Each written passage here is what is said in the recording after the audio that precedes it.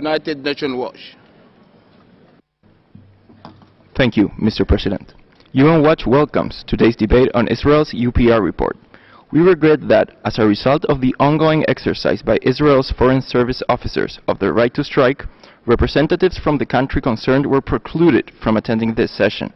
UN Watch hopes that the strike will end soon, in favorable terms, so that Israel can continue to engage with this Council and its mechanisms. Today's report contains valuable comments and recommendations, and we call on Israel to pay attention to them in order to better promote and protect human rights for all.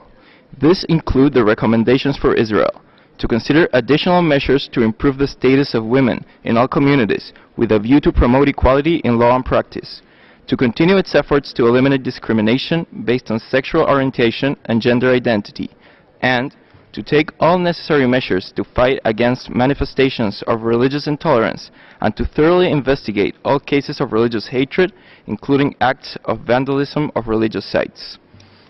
Mr. President, paragraphs 6 and 7 of the report address an important issue that cannot go ignored: that of this Council's selective and politicized treatment of Israel.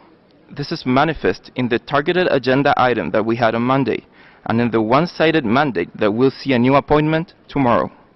When it comes to country resolutions, most countries are ignored. The few that are addressed are never done so by more than one resolution per country. And yet, today we have before us no less than 5 separate resolutions condemning Israel. We note the very same countries who constantly argue that UPR review obviates the need for country resolutions are all supporters of today's one-sided, redundant, and disproportionate country resolutions against Israel.